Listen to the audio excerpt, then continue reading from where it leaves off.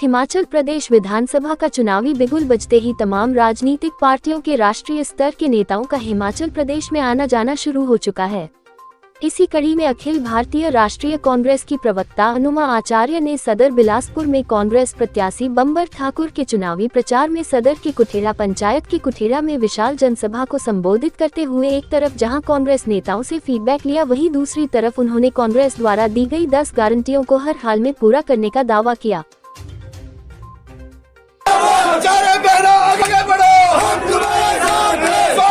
बोले कहाँ है लुणु में? बोले हम कंदरौर वाले लुणु में। अब वो वहाँ पे भटकता रहा। जिस आदमी को यही पता नहीं है कि किस लुणु में जाना है, किस लुणु में कार्यक्रम है, अभी बड़ी बात है। हमारा नेता कैसा हो? बंबर ठाकुर जैसा। इस आदमी ने 5 साल केवल और केवल धन इकट्ठा किया, मलाई इकट्ठी की, मलाई खाई। शराब के तस्कर जो एक बोतल बेचता था झोले में जाकर के, फिर पेटी पे आया, फिर ट्रक पे आया। मैं जानना चाहता हूं उससे।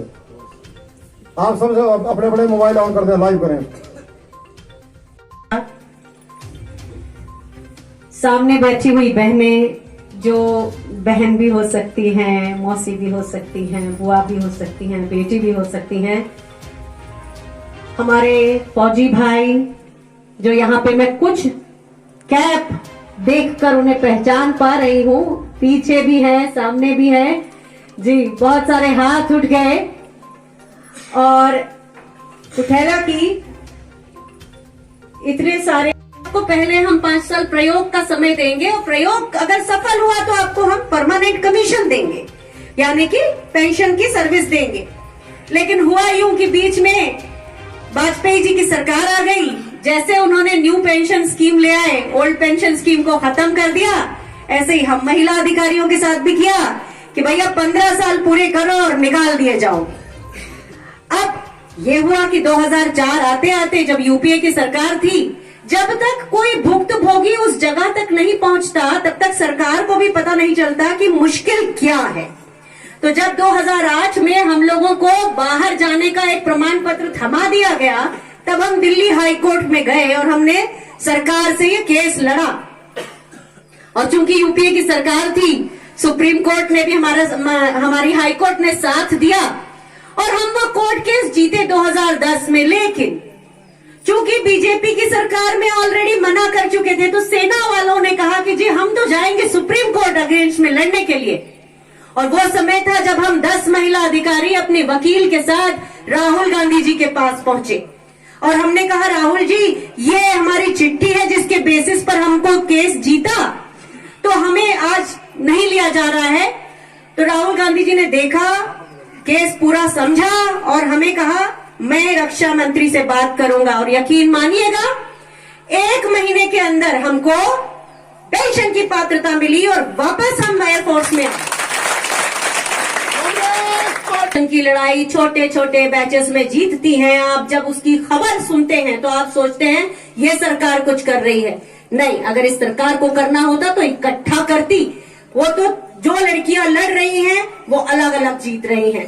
तो ये तो बात हुई कि मैं कौन थी, और मेरे पति जो हैं वो भारतीय नौसेना के एक पहले फाइटर पायलट थे और बाद में वो उसके डॉर्नियर एयरक्राफ्ट के पायलट थे। और मेरी सबसे छोटी बहन आर्मी की ईएमई कोर में लेफ्टिनेंट कर्नल बनी। मेरी दोनों छोटी बहनों का मैंने कन्यादान किया है। तो ये मेरा पूरा परिचय हुआ। अब प्रकाश सांख्यान जी ने कही थी, उस बात को कहना जरूरी है। उन्होंने एक शब्द का इस्तेमाल किया था, षड्यंत्र, साजिश। पूरी दुनिया में जब जब कोई तानाशाह आता है, ऐसे 7-8 देशों के उदाहरण हैं, तो क्या करते हैं? सबसे पहले वो आपके हीरो बदल देते हैं। यानी कि जो नायक आपके होते थे, जिनको आप सम्मान करते थे, उनके बारे में इतनी घटिया घटिया बातें फैलाते हैं और उनको बदलने की कोशिश करते हैं और अजीब अजीब नाम के लोग ले आते हैं जिनका नाम आपने कभी सुना ही नहीं होगा। दूसरा काम करते हैं वो शिक्षा नीति बदलते हैं। तीसरा काम करते हैं वो विपक्ष के अंदर से सबका पूरा विश्वास हटाते हैं। तो ये सब हमारे देश के साथ हुआ। और मेरे साथ क्या हुआ, मैं जब फौज छोड़ रही थी, मैंने सोचा कि मेरा जो गृह नगर है विदिशा, जो 800 जिलों में सबसे नीचे के 4-5 जिलों में आता है, मैंने सोचा उसके लिए काम करूंगी। तो मेरी आंखें कैसी थी, हम जब लोकतंत्र की जमीन में रहते हैं ना, तो हम सबको एक जैसा समझते हैं, बीजेपी क्या, कांग्रेस क्या, कोई क्या, हम सबको एक जैसा समझते हैं। तो मैं प्रधानमंत्री नरेंद्र मोदी को कुछ जानती तो थी नहीं, बहुत मार्केटिंग से बहुत प्रचार हुआ था, कहा था कोई गुजरात मॉडल बना के आए हैं। तो मैंने उनको एक ईमेल लिखी और प्रधानमंत्री जी ने मुझे मिलने को बुलाया और मैं उनसे मिलने गई। तो प्रधानमंत्री जी ने मुझे कहा कि आइए हम आपको गुजरात से काम करना सिखाएंगे। तो मैं उनके पार्टी के साथ एक प्रोफेशनल की तरह, पार्टी के सदस्य की तरह नहीं, एक प्रोफेशनल की तरह वहां गई काम सीखने के लिए। लेकिन चौथे दिन मेरा दम घुटने लगा। अब आपको ये बात कि मैं प्रधानमंत्री से मिली, बहन अंजना धीमान जी के मोबाइल पर एक फोटो है, या आप कभी इसमें देखना चाहे तो आप ढूंढ सकते हैं, विंग कमांडर अनुमा आचार्य, मैं अपनी वर्दी में हूं। इतनी उम्मीदों से भरी थी मैं, और मैंने देखा कि वहां पर जाके महिलाओं का जो काम था वो सिर्फ ये था कि हाथों में सबके कमल की मेहंदी बना दो और जाके खड़े हो जाओ साड़ी पहन के और खूब अच्छे दिखकर, और बाकी उन महिलाओं का कोई से नहीं था, ना तो उनसे कोई बात करता था ना कुछ। उसके बाद जब मैं लौटी वहां से, तो मैंने देखा कठुआ में बलात्कारियों को माला पहना दी गई। तो ये सब जो चीजें होती गई उसके बाद, वो देख के एक दिन ऐसा भी आया कि जब भारतीय जनता पार्टी ने मध्य प्रदेश में मुझे विशेष आमंत्रित सदस्य बनाया। विशेष आमंत्रित सदस्य की तरह ही बुलाते हैं ना बाहर वालों को, सांख्यन जी। और मैं उस पूरे प्रदेश की इकलौती ऐसी महिला हूं जिसने उसी समय मना कर दिया।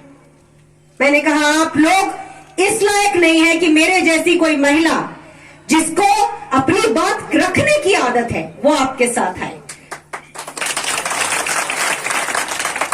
तो ये मेरे बहुत दिन नहीं हुए। मोरबी जो गुजरात में एक घटना हुई है, पुल टूटा, 135 लोग मर गए, अपने आपको सभी को मालूम होगा। तो उस मोरबी की जो घटना हुई है, ऐसा ही हमारे मध्य प्रदेश में एक नर्मदा नदी, हमारी पवित्र नर्मदा नदी के ऊपर पुल है, बनने के कुछ महीने के अंदर टूट गया। बहुत बड़ा पुल था। ऐसे ही जो हमारे नेशनल हाईवे 45 है, उसमें गड्ढा हो गया, एक बुंदेलखंड एक्सप्रेसवे। तो भारतीय जनता पार्टी जो भी बनाती है ना, एडहॉक में बनाती है। एडहॉक मतलब टेम्परेरी काम होता है उनका। केवल थोड़ा प्रचार किया, खूब फोटो दिखाए, पत्रकारों को बुला लिया, खरीद लिया, और वो जो प्रचार किया, लेकिन काम में दम नहीं है। इस प्रदेश को 1971 में जो प्रदेश बनाया, इसको बनाया पहले तो डॉक्टर वाईएस परमार ने। 250 किलोमीटर की सड़कें होती थी, पर डॉक्टर परमार ने इस प्रदेश में शुरुआत से ही सड़कों का विकास किया, और फिर बाद में वीरभद्र सिंह जी आए। कितनी शानदार बात है। आप अपने लिए भी ताली बजाइए कि आप केरल के बाद दूसरे नंबर पे साक्षर प्रदेश है।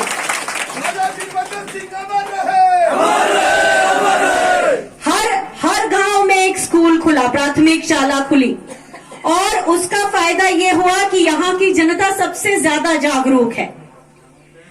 कल हमारी पार्टी ने एक प्रतिज्ञा पत्र निकाला। उस प्रतिज्ञा पत्र में ये सभी 10 गारंटी है, पर आपका ध्यान उस तरफ ले जाना चाहती हूँ कि उसमें एक बात जो लिखी है, जो कभी भारतीय जनता पार्टी सोच नहीं सकती, और वो मोदी जी के जुमले समझ में आने लगे हैं। बहुत सारे लोगों को ये लगता है कि नरेंद्र मोदी जी ने आकर सेनाओं को बहुत मजबूत कर दिया है। लगता है ना, ऐसा कहा जाता है ना। हमारे फौजी भाई थोड़ा खड़े हो जाएंगे, 1 मिनट के लिए खड़े हो जाएंगे जी। हमारी पूरी फौज जी, अरे वाह अरे वाह अरे वाह, जी, बैठिए, बहुत अच्छा लगा। ये साक्षी हैं कि सबसे पहले हमारी सेना के पे और पर्क्स को कम किया, फिर हमारा एंटाइटल्ड राशन जो था वो बंद किया। तब फौज में पहली बार आवाज उठी तो वापस कर दिया। फौज के लोगों की रिहाइश की जगह से सड़कें, बसेस निकाल दी। फिर लोगों ने हल्ला किया। कैंटीन का हमारा, जो आप लोग भी लोग बोलते होंगे कैंटीन में इनको बहुत कुछ मिलता है, उसके बाद उन्होंने हमारा ECHS, जो हमारे पूर्व फौजी जो बीमारी का इलाज करा